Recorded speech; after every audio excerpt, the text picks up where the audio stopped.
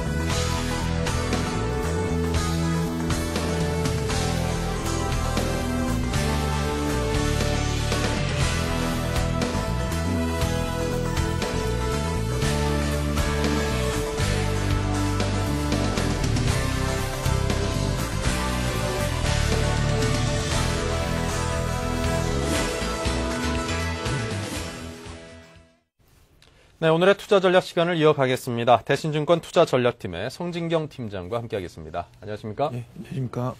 자, 먼저 전일 우리장 주요 지표부터 한번 정리를 해보겠습니다. 예, 그 추석 연휴 직전에 끝난 장을 보면요. 코스피 설 연휴 직전이죠? 예, 설 연휴 직전입니다. 그래서 1093포인트로 마감을 해서요. 2포인트 가량 떨어졌고요. 네. 코스닥 지수는 352포인트를 기록해서 1.6포인트, 1.6% 하락을 했습니다. 투자자별로 보면 개인만이 좀 사는 장세가 이어졌는데요. 개인들은 2,692억 원을 순매수했고요. 기관하고 외국인들은 각각 1,600억, 1,500억 정도 순매도세를 기록을 했습니다. 네. 자, 지금 투자 주체별 매매 동향을 정리해 주신 것처럼 이제 많은 투자자분들이 설 연휴 이 짧지 않은 기간을 어떻게 갖고 갈 것인가에 대한 고민을 많이 하셨을 텐데 결과적으로 개인 투자자들은 그냥 가져가는 분들이 좀 많으셨던 것 같고요. 그리고 기관과 외국인들은 팔고 가는 모습이었습니다. 이와 같이 갈린 그 배경은 뭐라고 보십니까?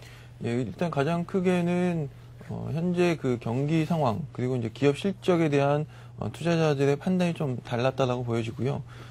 그래서 기관과 외국인 같은 경우는 좀 더 현 장세에 대해서 좀 보수적인 대응을 하고 있는 것으로 보이고요. 그에 따라서 리스크를 좀 회피하는 차원에서 설 연휴 전에 주식 비중을 좀 축소한 게 아닌가 이렇게 보고 있습니다. 네.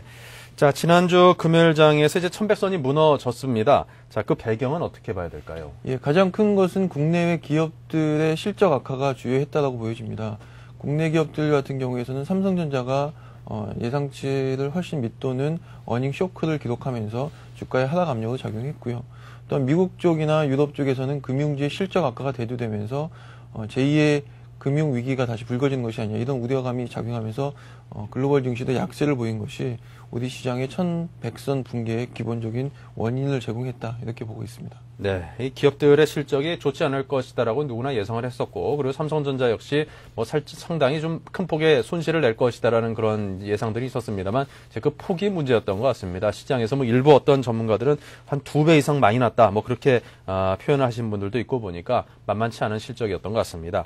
자, 그렇다면 이렇게 주가 하락도 문제지만요, 또 현재 환율이 또 슬금슬금 계속해서 상승하고 있는 모습이 보이고 있습니다. 좀처럼 잡히지 않고 있는데 왜 이렇게 안 잡히죠? 예, 지금 환율은 그 주식시장하고 연동된 흐름을 좀 보이고 있습니다. 지금 환율이 1,400원 가까이 좀 올라온 상태인데요. 주가가 약세를 나타내면서 환율도 같이 좀 올라가고 있는 상황입니다. 네. 크게는 뭐 같은 영향을 받고 있다고 보여집니다. 우리 기업들의 실적이 악화되고 경제 성장률이 마이너스권으로 떨어지면서 우리 경제 펀더멘털이 그만큼 좀 약화되고 있다는 것을 반영하고 있기 때문에 환율도 오를 수밖에 없는 상황이고요. 수급적인 측면에서 보면 국내 증시에서 외국인들이 순매도세로 돌아서면서 환율의 상승세도 좀 이어가고 있는 그런 모습이라고 할 수 있을 것 같고요. 그리고 또 하나 들자면 대외적으로 보면 지난 4분기 때도 나타난 것처럼 금융위기가 재발된다. 이렇게 되면 이런 우려가 커질수록 원달러 환율은 약세로 가는, 환율이 상승하는 그런 모습을 보여주고 있다는 것도 이번에 나타난 특징이라고 할 수 있을 것 같습니다. 네. 참고서 환율은 12원 90전율은 1390원 90전, 거의 1300원, 1400원 바로 턱 밑에서 끝났습니다. 자, 이제 원유를 마치고, 이제 연휴 마치고 다시, 일상으로 복귀를 하는 그런 첫날인데요. 많은 분들이 월요병 못지않은 그런 병을 앓고 있을 것 같습니다. 자, 설 연휴 이후 오늘 우리 증시 이제 첫 출발일인데 어떻게 예상하십니까? 예, 일단 설 연휴 이후에 국내 증시는 단기 반응 가능성이 점차 높아지고 있다고 이렇게 보고 있습니다. 몇 가지 요인들을 살펴볼 수가 있는데요. 일단 기존에 나와 있던 시장의 여러 가지 악재들, 경기 침체라든가 기업 실적 악화, 이 부분에 대한 내성들이 좀 커지고 있고, 그리고 삼성전자 실적 발표를 기점으로 해서, 그리고 미국 같은 경우는 금융주 실적 발표를 기점으로 해서 실적 발표의 최악의 국면은 좀 지나고 있다라고 볼 수 있을 것 같습니다. 재료 측면에서의 향후 영향력은 다소 약화될 가능성이 있다라고 볼 수 있을 것 같고요. 이미 상당히 안 좋은 지표들, 시장의 큰 악재들이 좀 지나갔다는 측면에서 안도감을 작용할 수 있을 것으로 보여지고요. 그리고 무엇보다도 우리 연휴 기간 동안 미국 시장을 비롯해서 글로벌 증시가 하방 경직성을 나타내면서 소폭 올랐다는 것들이 우리 시장에서는 투자 심리 개선으로 이어질 수 있다라고 볼 수 있을 것 같습니다. 미국 시장은 지금 저점 대비해서 11월 저점 대비해서 한 11%가량 상승해 있는 상태고요. 우리는 한 15% 정도 올라와 있는 상태인데 지금 이번 연휴 기간 동안 미국 시장이 올랐기 때문에 한미 간의 수익률 격차가 좀 축소된 상황입니다. 그래서 이 부분들이 다시 설 연휴 이후부터는 다시 확대될 가능성이 있지 않을까 이렇게 보고 있습니다. 자, 그렇다면 또 연기금 매수세에 관한 이야기를 나눠볼 텐데요. 연기금 매수세 유입 가능성에 대해서는 어떻게 점치시는지요? 예, 그렇습니다. 연기금 같은 경우는 과거 차트를 보시면 과거에 이제 연기금의 매매 패턴을 보시면요. 11월 이후로 매매 패턴을 보면 지수가 이제 1100선을 하회하거나 1100선에 근접할 때 매수세가 강화되는 그런 모습을 보이고 있습니다. 지금 나가고 있는 차트를 보시면 그 코스피 지수를 축을 반전해서 그려놓고 있는데요. 그래서 코스피 지수가 1100선을 하회할 때 연기금의 매수 강도는 높아지는 그런 모습을 확인해 볼 수가 있습니다. 네. 그리고 이제 연기금도 올해 그 주식 비중을 전체 포트폴리오 내에서의 주식 비중을 14에서 17%로 높여놓은 상태이기 때문에 지난 연말보다 주가가 떨어지면 그 주식의 매수 강도는 더욱더 높아질 수밖에 없는 상황입니다. 그래서 외국인들의 연기금의 매수 강도는 당분간 1200선, 1100선의 이하에서는 계속해서 좀 유입될 수밖에 없다 이렇게 보고 있습니다. 네. 자, 그리고 중국 증시는 이번 주 내내 이제 춘절을 맞아서 춘절 연휴로 휴장이었습니다. 이제 극심한 경기 침체로 통상적으로 이제 매년 있어 왔었죠. 1월 효과라는 것이 증시에 그래도 나름대로 있어 왔는데, 올해는 그런 것을 좀 찾아보기가 상당히 쉽지 않은 그런 상황이죠. 자, 어떻습니까? 춘절 효과라도 좀 있을 수 있을까요? 예, 일반적으로 이제 춘절 효과는 춘절 이전에 좀 나타납니다. 춘절 긴 연휴 기간을 앞두고 기업들이 재고 물량을 쌓아가면서 네. 중국에서 그 상품 가격들이 좀 올라가는 이런 현상은 이제 춘절 효과라고 할 수 있는데요. 올해 같은 경우는 춘절이 예년보다 좀 빨리 찾아왔고요. 그리고 전반적으로 글로벌 수요가 둔화되고 있기 때문에 사실상 춘절 효과가 없었습니다. 근데 이번 이제 연휴 기간을 지나면서 그 중국 기업들의 재고 물량이 많이 소진된 상태이기 때문에 오히려 춘절 이후에 일시적으로 계절적인 수요가 좀 증가할 가능성이 있고요. 그래서 이번 같은 경우는 춘절 이후에 춘절 효과가 나타날 가능성, 그래서 이런 효과로 인해서 상품 가격이 올라갈 가능성이 있지 않을까 이렇게 볼 수 있을 것 같습니다. 과거 사례를 한번 살펴봤는데요. 지난 그 2005년 이후도 살펴보면 2005년하고 2008년 같은 경우는 춘절 이후에 그 상품 가격이 크게 올라가는 모습을 보였고요. 그리고 2006년과 2007년은 춘절 이후에 다소 상품 가격이 양상을 나타냈습니다. 근데 이 2005년 이후에 공통적인 특징이라고 한다면 춘절 기간, 적어도 춘절 연휴 기간 동안은 상품 가격이 강세 기조가 유지된다는 것을 확인할 수가 있었고요. 이렇게 된다면 상품 가격 강세로 인해서 적어도 춘절 연휴 기간 동안은 경기 침체에 대한 우려는 다소 좀 경감될 가능성이 있지 않을까 이렇게 보고 있습니다. 네. 자, 계속해서 오늘의 투자 전략으로 주제를 옮겨보겠습니다. 오늘의 투자 전략 어떻게 갖고 가는 것이 좋겠습니까? 예, 일단 현재로서는 연휴 이후에 짧은 반등이 나타날 수 있다는 점에 좀 주목할 필요가 있을 것 같습니다. 물론 네. 지금 현재 경기 상황이라든가 기업 실적 악화가 지속되고 있기 때문에 여기서 추세적인 반등을 기대하기는 다소 어렵겠지만 지수가 기존에 이제 1100선 지지선 역할을 했던 1100선을 하회한 상태이기 때문에요. 저가 매수의 유입이 충분히 가능한 시점이고 그렇게 된다면 지금 오늘부터 해서 이제 2월 초까지는 단기 반등 국면에 접어들 가능성이 높다라고 보여지고요.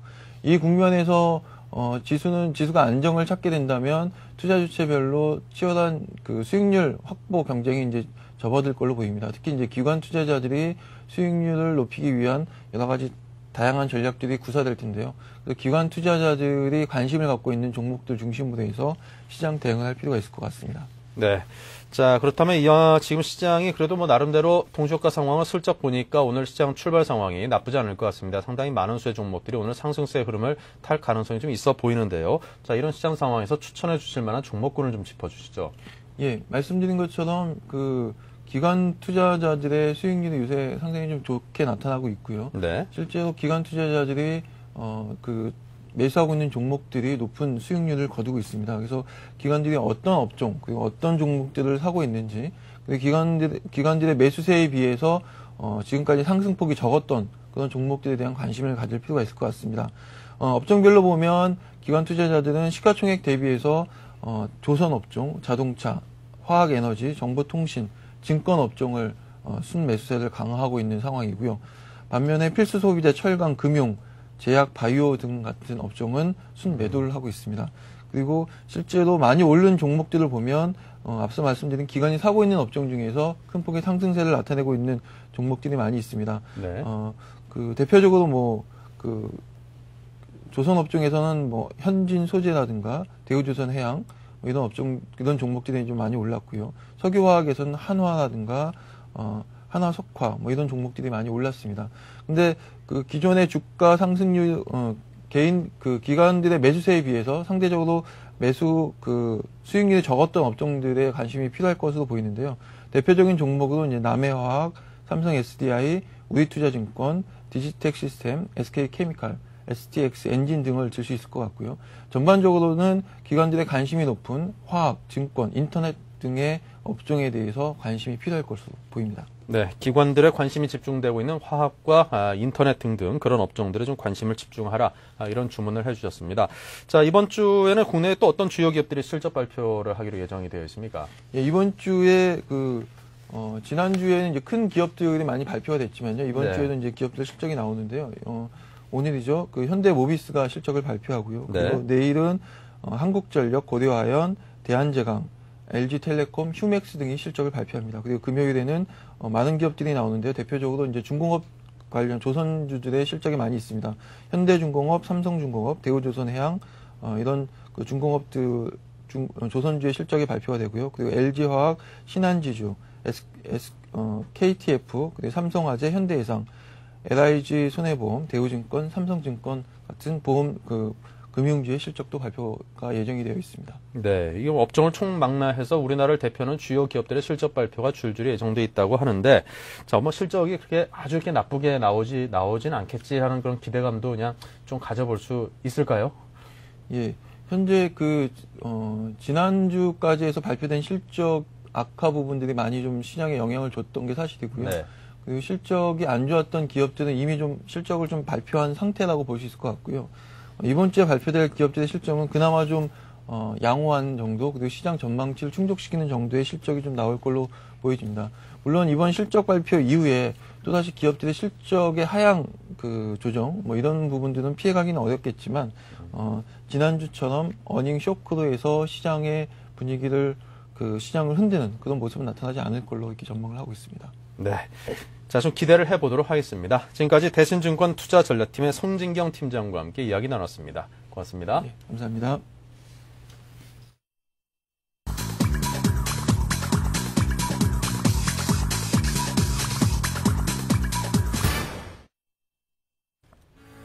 네, 지금 시각이 8시 57분 50초를 지나고 있습니다. 이제 개장을 한 2분여 앞두고 있는데요. 현재 동시효과 상황은 어떠한지, 자, 연휴를 마치고 첫날 동시효과 상황을 한번 정리해 보겠습니다. 자, 보시는 것처럼 오늘 상당히 많은 쇠 종목들이 상승을 하고 있고요. 가장 먼저 눈에 띄는 것은 여러분도 물론 그러시겠지만 삼성전자가 현재 6.79%의 상승을 보이고 있습니다. 동시효과 중에 7%대 후반까지 상승을 하는 모습도 보였는데요. 자, 삼성전자가 무척이나 큰 폭으로 상승을 하고 있고요. 조금 전에 성진경 팀장께서 짚어주었던 SK케미칼 같은 경우도 3%가 넘는 이런 상승세를 보이고 있습니다. 그 밖에 코오롱과 금호석유 역시 3%대, 현대차, LG디스플레이, 신세계 등등의 종목들도 역시 3%대 동시효과 상의 상승을 보이고 있고요. 두산중공업과 신한지주 같은 경우는 금융업종과 또 중공업 종목들을 대표를 하면서 현재 4.71% 정도까지의 상승을 보이고 있습니다. 하락하고 있는 종목들은 한국전력과 그 밖에 KTNG라든가 아주 SBS 같은 소수의 종목들만이 하락세를 보이고 있을 뿐 상당히 많은 쇠 종목들이 오늘 상승으로 출발을 할 것으로 보입니다. 굉장히 많은 종목들이 2%에서 많게는 4%대까지 상승을 보이고 있고요. 하이닉스 같은 경우도 삼성전자와 비슷하게 6.99%의 상승세, 높은 상승세를 시현하고 있습니다. 자, 코스닥 쪽으로 움직여 보겠습니다. 네, 코스닥도 거의 대부분의 종목들이 상승을 하고 있죠. 셀트리온이 3.4%의 상승을 비롯해서 SK브로드밴드 1.25% 상승, 키움증권 플러스 2.75, 소디프 신소재 2.94, 평산 2.41, 태광 2.04, 서울반도체 4%, 성광밴드 플러스 2.84%의 상승을 보이고 있습니다. 자, 그 밖에도 태웅 같은 경우는 0.95%의 하락을 보이고 있고요. 로엔이 오늘 상당히 큰 폭의 하락을 보이고 있습니다. 마이너스 5.44입니다. 청담러닝 상당히 가격의 변동폭이 큰 종목인데요. 8.83%의 상승을 보이고 있고요. SSCP의 경우에도 3.68%의 상승을 보이고 있습니다. 지금까지 양시장의 동시효과 상황을 정리해드렸습니다.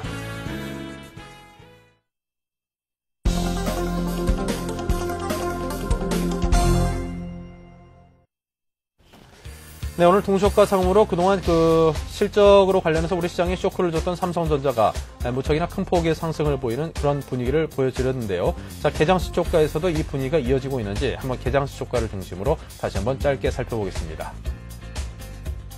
네, 삼성전자 6%의 상승세를 유지를 하고 있습니다. 플러스 6.33%이고요. 포스코가 플러스 2.94%, SK텔레콤이 플러스 1.9%, 현대중공업 플러스 2%, KB금융 플러스 3%를 비롯해서 거의 모든 종목들과 업종들에 걸쳐서 전반적으로 상승세가 상당히 거세다, 이렇게 정리를 해드릴 수 있겠습니다. 하나금융지주도 역시 금융주를 대표하면서 4.5%의 상승을 보이고 있고요. 삼성증권, 외환은행, 기업은행 등등 3%대 상승을 보이고 있는 증권주와 은행주들의 움직임을 대변하고 있습니다. 그 밖에 보시는 것처럼 하락하고 있는 종목들을 찾아보기 힘들 정도로 거의 모든 종목들이 현재 큰 폭의 상승세를 이어가고 있다고 정리를 해드리겠습니다. 코스닥 쪽은 어떨까요? 역시 비슷하네요. 자, 셀트리온이 3.4%의 상승을 비롯해서 서울반도체 4%, 유니슨이 플러스 3.44%, 포스데이터 플러스 3.59%, 주성엔지니어링 4%의 상승을 보이고 있습니다. 역시 하락하는 종목 찾아보기 상당히 힘듭니다. 양시장 개장시 초가였습니다. 네, 그럼 현대증권 투자분석부를 연결해서 오늘 개장 시황을 보다 상세히 여쭤보겠습니다. 류용석 팀장입니다. 안녕하십니까? 네, 안녕하십니까? 네, 이 시각 출발 시황부터 정리 부탁드립니다. 네, 설 연휴 기간 동안에 미국 증시가 주요 지수를 기준으로 대략 2%에서 3%가량 상승을 했고요. 일본 증시도 어제 하루 동안에만 5% 정도 상승하면서 이의 영향에 따라서 우리 증시도 현재 2.7%가량 상승을 출발하고 있습니다. 특히 상대적 강세를 보였던 나스닥 시장의 영향에다가 독일 반도체 업체이자 생산량 기준으로 세계 5위 업체에 해당하는 키몬다가 파산 신청을 함에 따라서 디램 공급 사정이 2분기 중반 또는 3분기에 공급 축소에 따라서 반도체 수급이 개선될 것이라는 기대가 형성되면서 삼성전자, 하이닉스 등 반도체 업체가 초강세를 보이고 있습니다.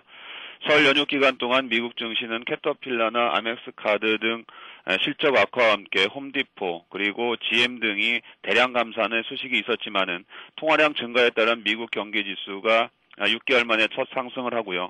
기본 주택 판매 증가 등과 텍사스 인스트루먼트 등 기술주의 일부 실적 호전 등이 가미되면서 상승을 했습니다. 일본 증시도 전일 정부가 자금 압박에 처한 민간 기업의 주식을 매입할 것이라는 소식으로 4.9% 급등을 했습니다. 네. 자, 그렇다면 오늘 장 이렇게 큰 폭의 상승을 하고 있는데요. 어떤 방향으로 대응하는 게 좋다고 보십니까?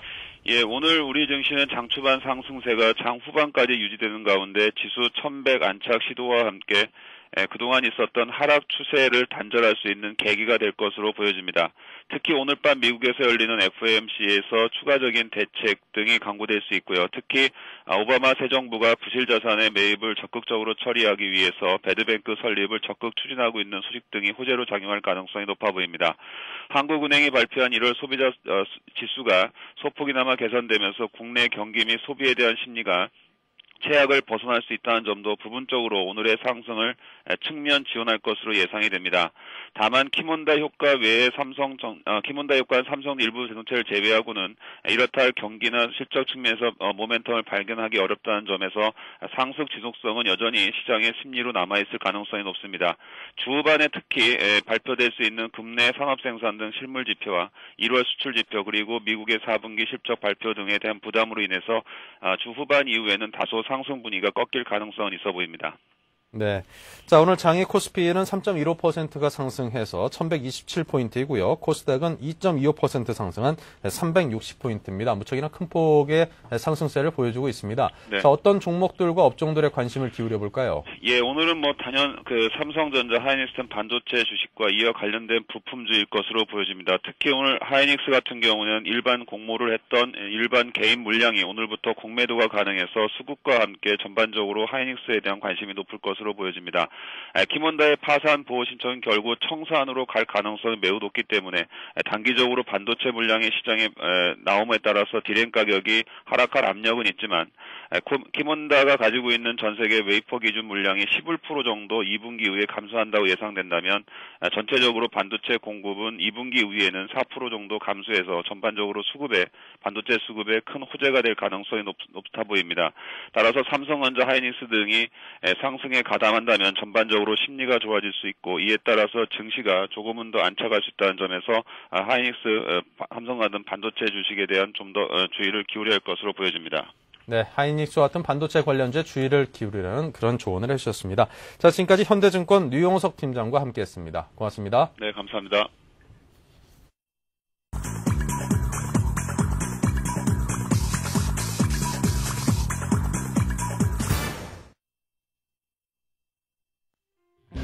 안녕하십니까. 1월 28일 오늘의 서울경제 주요 뉴스 브리핑입니다. 정부가 신용보증기금 등 이른바 공근이용을 통한 경제위기 극복에 올인하고 있습니다. 올 한 해만도 IMF 때보다 45% 늘어난 80조 원의 돈을 풀기로 했습니다. 자금시장에 돈이 제대로 돌지 않고 있어 이들 금융공기업을 통해 실물에 돈을 뿌려 적극적인 경기 방어에 나서겠다는 뜻입니다.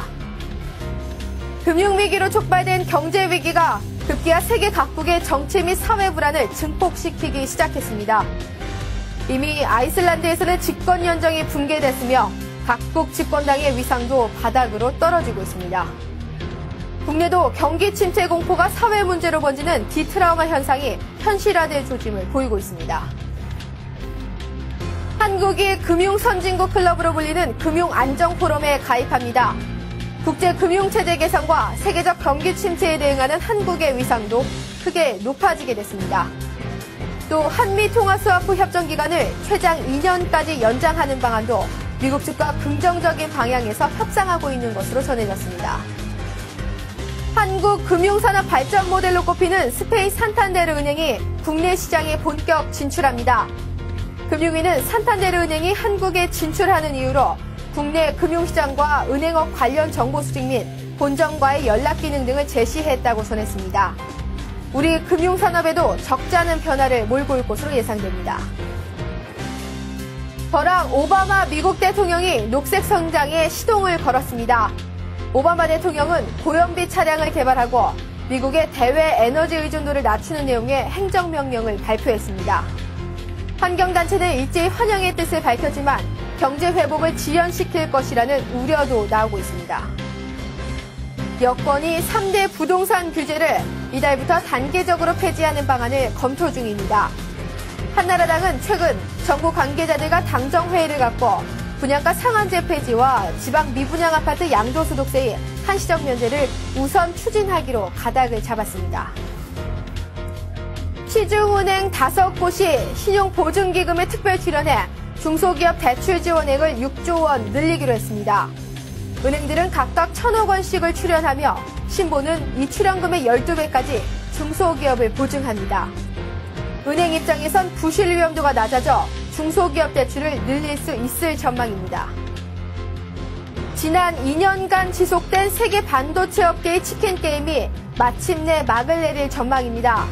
세계 D램 5위권 업체인 독일 키몬다가 파산하면서 반도체 공급 과잉에 대한 우려가 해소됐기 때문입니다. 최근 D램과 낸드 플래시 가격의 하락도 멈춰 수급 시장도 정상화될 것으로 보입니다. 이상 오늘의 서울경제 주요 뉴스 브리핑이었습니다.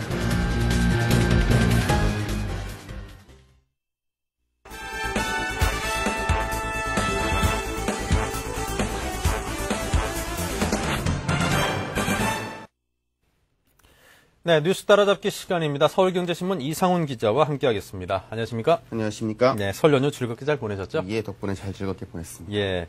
자, 그럼 이야기를 나눠보겠습니다. 자, 정부가 이른바 공공금융을 통해서 이제 경제위기 극복에 올인을 하겠다. 이런 모습을 보이고 있습니다. 자, 이런 선택을 한 것은 아무래도 이제 정부가 동원할 수 있는 가장 쉬운 방법이다 보니까, 그랬을 것이다. 라는 그런 분석들이 많은데요. 자, 그렇다면 구체적으로 어떻게 이루어지고 있는지 궁금하네요. 예, 정부가 이른바 이제 공공금융을 통한 경제 위기 극복에 올인하고 있다, 뭐 이러한 소식이죠. 네. 이제 과거 같은 경우 이제 모든 금융이 사실상 공공금융이다, 우리나라에서는 그렇게 봐도 과언이 아니었었는데요. 이제 네. 더 이상 공공금융이라고 말하는 이제 흔히 말하는 이제 국책은행인 이 산업은행과 뭐 기업은행, 수출입은행 이런 은행에다가 이제 수출보험공사나 신용보증기금 같은 이른바 사실상 정부가 직접 굴리는 이 자금 집행기관을 좀 공공금융이라고 아마 일컬 수 있겠습니다. 네. 이 올 한 해만 해도요, 벌써 이 신용보증기금을 통해서 약 20조 원의 이 중기보증에 나서는 등 총 80조 원의 이제 돈을 풀고 있다는 소식입니다.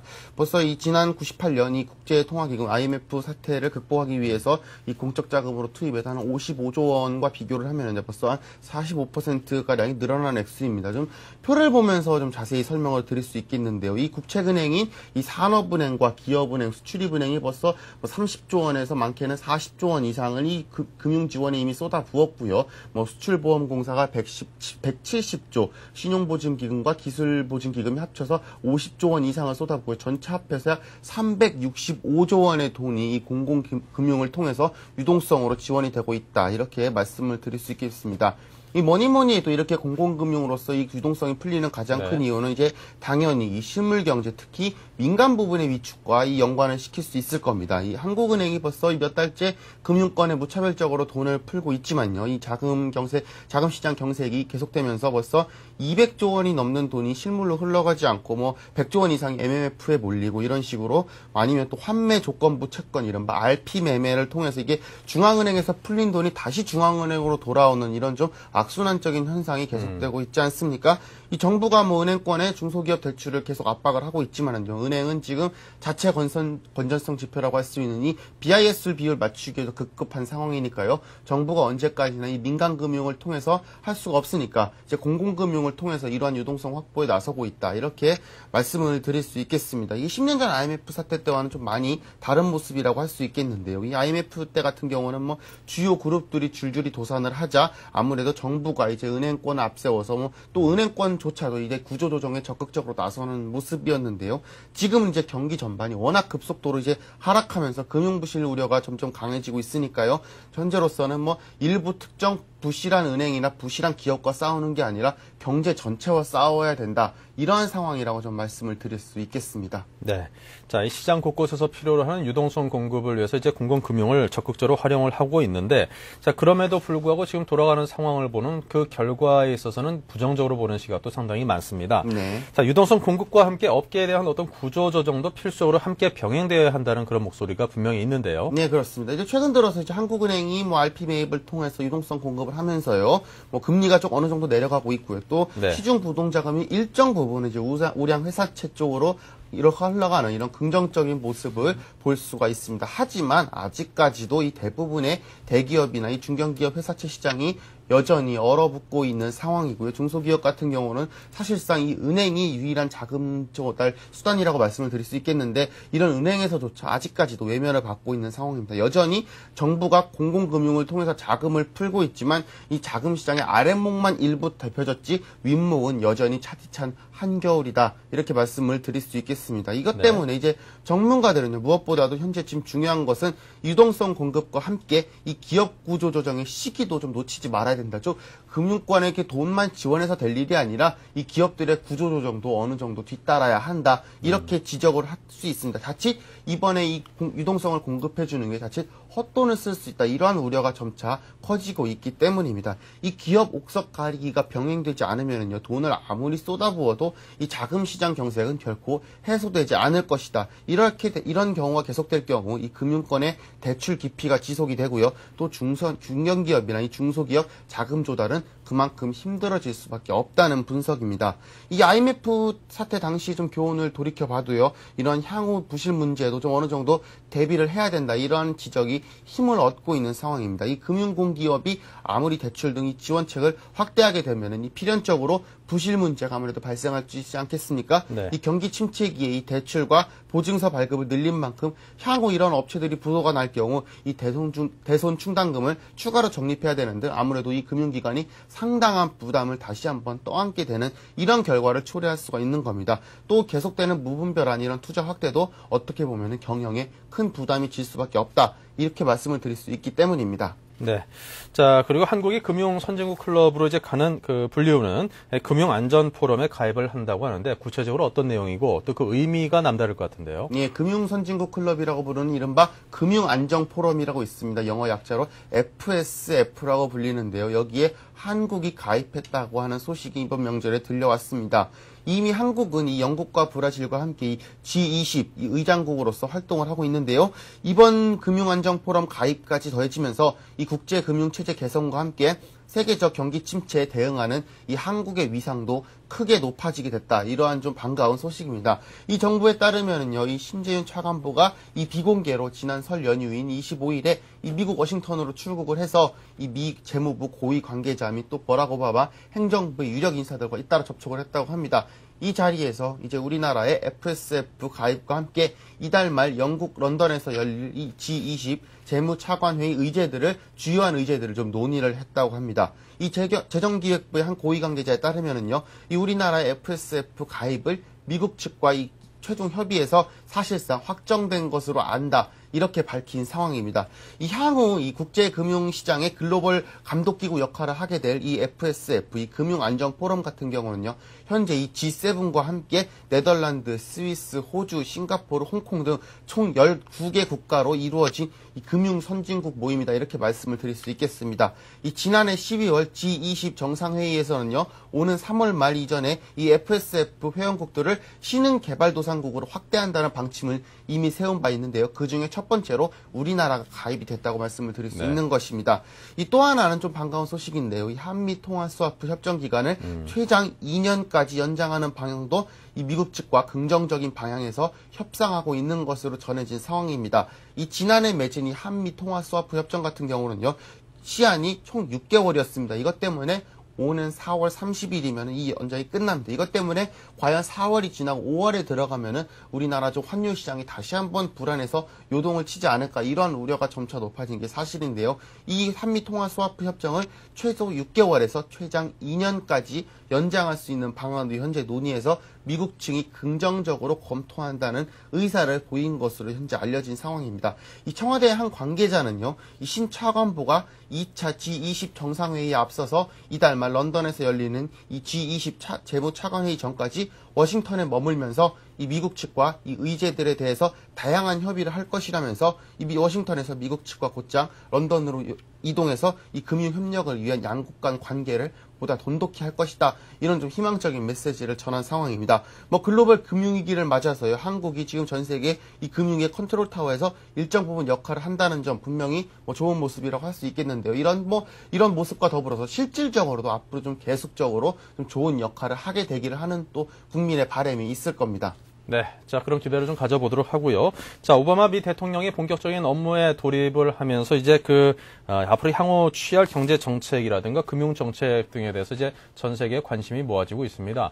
자, 아무래도 주요한 그 방향이 그동안 자율 방임 쪽으로 이제 풀어져 있던 그 금융에 대한 경제에 대한 전방위적 규제로 이루어질 것이다라는 그런 예측들이 많던데요. 네, 그렇습니다. 뭐 과거 공화당 정부 이제 부시 정권 8년에 있어서는 사실상 모든 규제를 무력화하는데 초점을 맞췄다. 뭐 길게 보면은 레이건 정부 때부터 지난 20년 넘게 이렇게 과거 특히 금융에 있어서는 모든 규제를 사실상 없애는 쪽으로 좀 초점을 맞췄다 이렇게 말씀을 드릴 수 있겠는데요. 네. 이번 오바마 행정부 같은 경우는 좀 전방위 규제라는 키워드로 좀 금융 개혁을 추진할 것이라는 이른바 시장 만능과 탈규제가 현재의 금융위기와 경제 난국을 몰고 온 장본인이다. 이러한 시각을 오바마 행정부가 갖고 있다는 분석이 현재로서는 지배적입니다. 이 오바마 행정부의 금융계에 이루어지는 이 청사진을 좀 한번 도표로서 살펴볼 필요가 있겠는데요. 어제 이제 뉴욕타임즈가 본격적으로 보도한 내용이지 않겠습니까? 이 오바마 행정부가 갖고 있는 청사진으로서는요. 첫 번째로는 이 FRB 연방준비제도 이사회에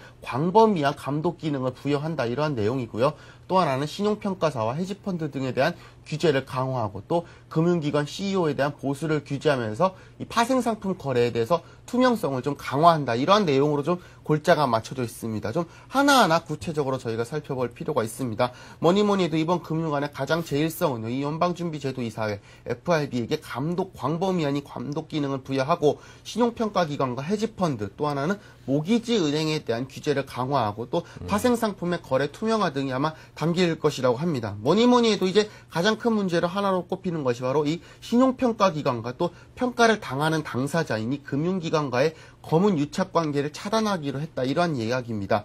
이 새 정부 관료들은요. 이런 신용평가기관이 금융상품을 설계하는 금융기관에 자문을 제공하고 또 그 상품의 등급을 매기는 것이 가장 큰 문제라고 인식을 하고 있다면서 이 두 기관 간의 이해상충을 좀 배제하는 규제를 만들 것이다. 이러한 점을 현재 꼽고 있습니다.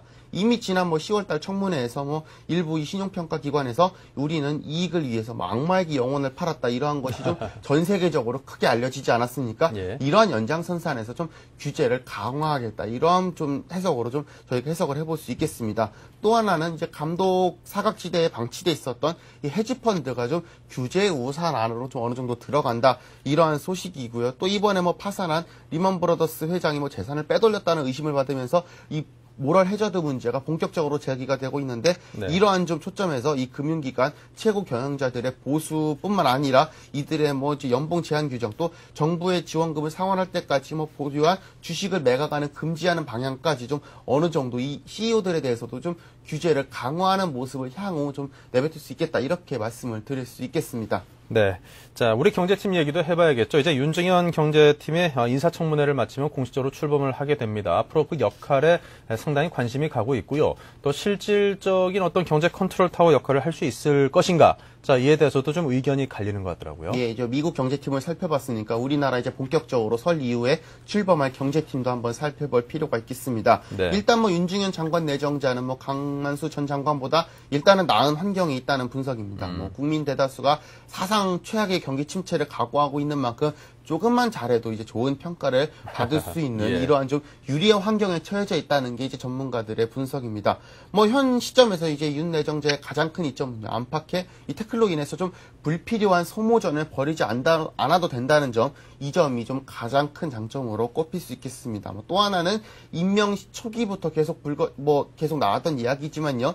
같은 이 재무부 출신인 진동수 금융위원장과 윤진식 이 청와대 경제수석과 함께 좀 일사불란하게 좀 움직일 수 있는 여건을 어느 정도 갖췄다는 점 역시 장점으로 꼽히고 있습니다. 하지만 그렇다고 해서 앞길이 무조건 호락호락한다고는 말씀을 드릴 수 있습니다. 드릴 수는 좀 없다는 점이 문제점으로 지적되고 있습니다. 무엇보다도 앞으로 이제 진짜 경제 위기가 닥칠 것이라는 점, 아무래도 윤중현 장관 내정자에게는 어느 정도 좀 안 좋은 점으로도 비칠 수 있겠는데요. 이 경제 위기의 고통을 막연히 예상하는 것과 이 직접 피부로 느끼는 것은 어떻게 보면 근본적으로 다르다. 이렇게 말씀을 드릴 수 있지 않겠습니까? 네. 이 기업 구조조정과 이 대졸자 실업사태 등 이른바 초유의 경제 위기가 이 국민 개개인의 실생활로 파고들 때 아마도 윤 내정자가 어떻게 돌파구를 찾을 수 있을지, 이 점에 대해서는 아직까지 미지수다, 이렇게 말씀을 드릴 수 있겠고요. 마지막으로 좀 꼽을 수 있는 것이 좀 예전에 강만수 장관 같은 경우 과거 이명박 대통령으로부터 거의 절대적으로 무한정의 신임을 받지 않았습니까? 하지만 윤중현 장관 내정자 같은 경우는 그러한 절대적인 이명박 대통령의 신임을 받고 있냐. 물론 말로는 이제 이명박 대통령이 신임을 하고 있다, 이렇게 이야기를 하고 있지만요. 아무래도 강만수 장관과의 그렇게 이념적으로 끈끈이 통하는 면이 윤중현 장관과는 좀 아무래도 좀 부족하지 않냐. 그 면에 있어서는 아무래도 좀 청와대와 발걸음을 맞추기 과거 강만수 장관보다는 어느 정도 어렵지 않겠느냐. 이러한 좀 부정적인 시각도 현재 나오고 있는 상황입니다. 네, 어쨌거나 상당히 중요한 시기에 아주 적절한 리더십으로 좋은 곳으로 잘 이끌어주는 그런 결과를 내줬으면 좋겠습니다. 자, 지금까지 뉴스 따라잡기 이상훈 기자와 함께했습니다. 고맙습니다. 고맙습니다.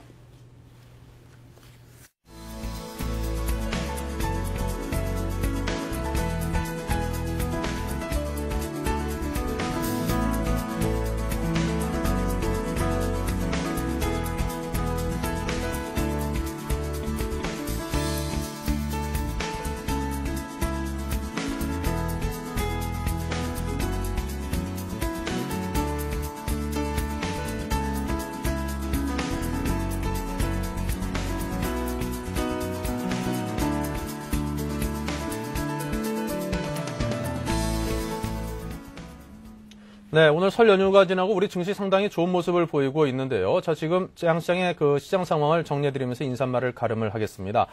코스피가 4.13%가 상승했습니다. 무려 45포인트가 상승한 1138포인트가 상승한 상태, 거래되고 있는 상태이고요. 코스닥이 2.4% 상승한 8포인트 플러스 361포인트로 거래가 되고 있습니다. 자, 환율은 9시 19분 현재 8원 70전 조금 소폭 내렸습니다. 1381원 30전으로 환율도 조금은 하락세를 보이고 있다고 합니다. 자, 설 연휴 오랫동안 쉬셔가지고 오늘 하루 일하시기 좀 적응하기 쉽지 않으실 텐데요. 자, 이럴 때일수록 더욱더 정신 집중해서 보내는 하루가 돼야겠습니다. 자, 여기서 인사드리겠습니다. 고맙습니다.